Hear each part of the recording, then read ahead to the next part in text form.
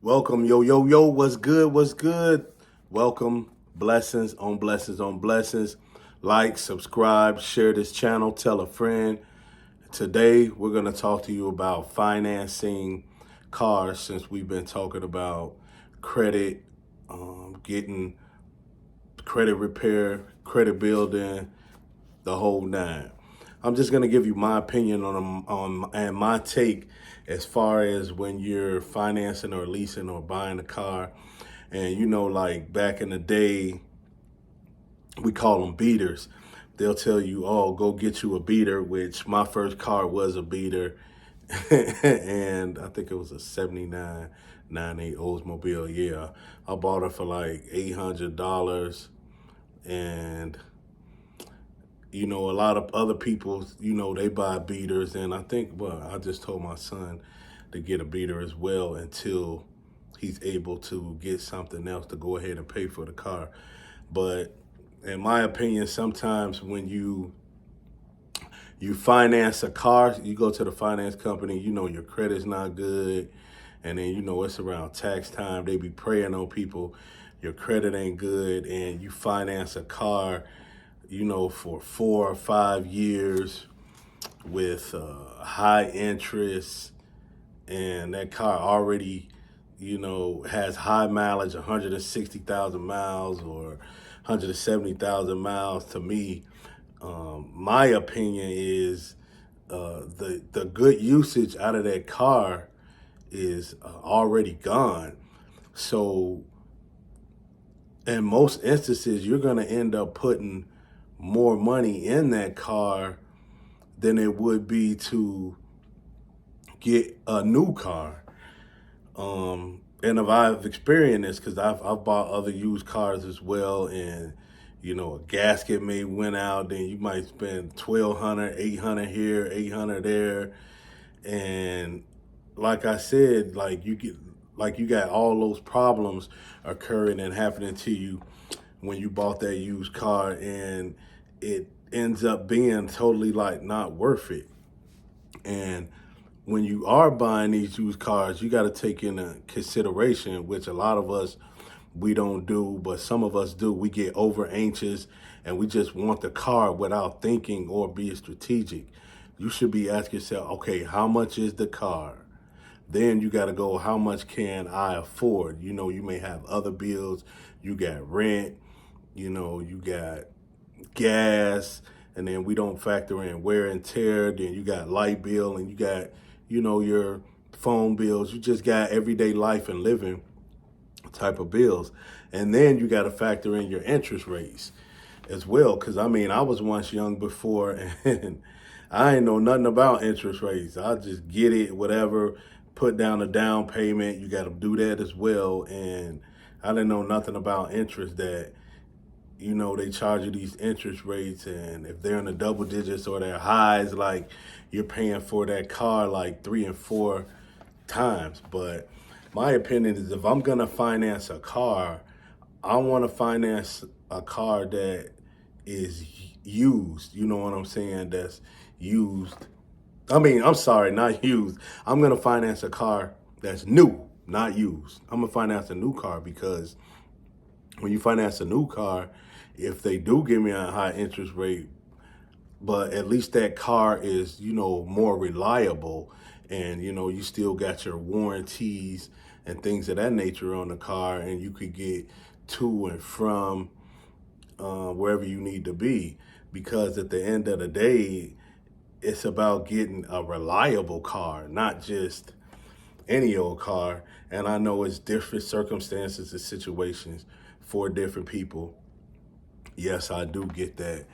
But, and as well, if I'm gonna finance a new car, me personally, I want to make sure that I could pay it off in 36 months or a year after that 36 months, because interest rates can get very, very expensive.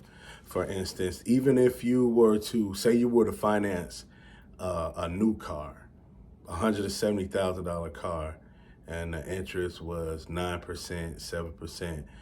you do the math. The interest on that is really expensive. So if you can't purchase that car within a year or soon after, the interest you're going to be paying is like really, really expensive.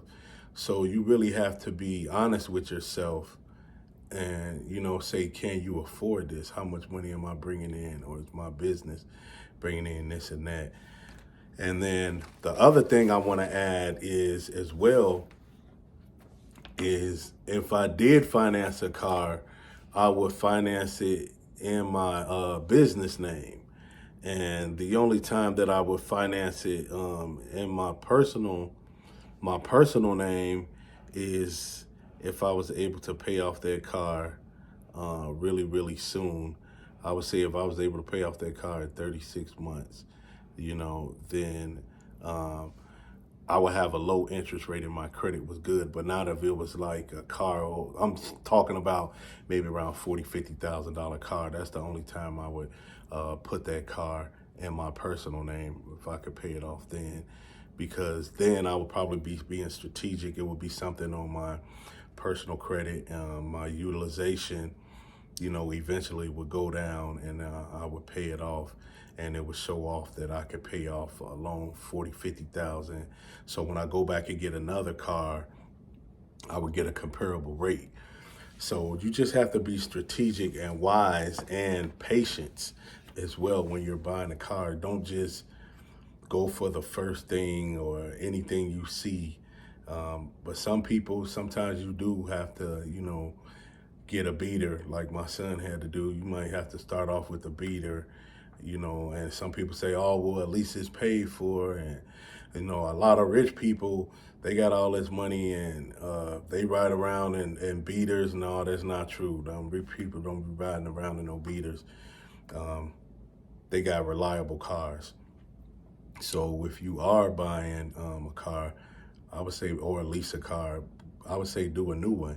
And then sometimes, I'm sure you guys have even heard of, sometimes a bank won't even finance a person for a used car because the bank knows the value of that car is no good, or it just is not worth for them to loan you that money or finance the money and take a chance on you getting a new car, but they'll finance you for a newer car, for a new car for a lower amount.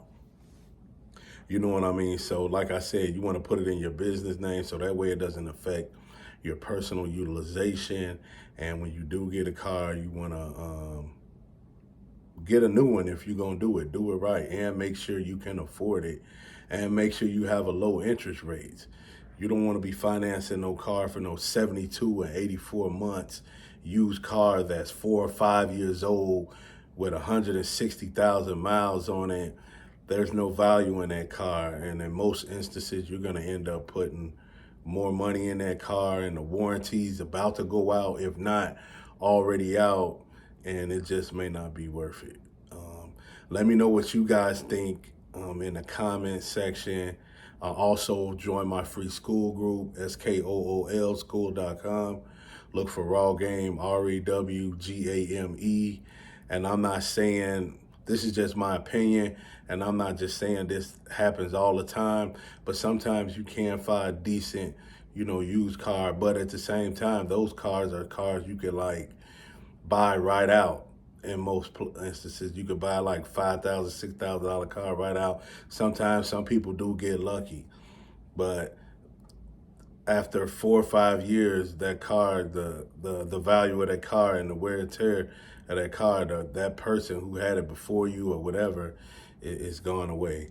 So let me know what you guys think. Leave comments, and I'll see you on the next video.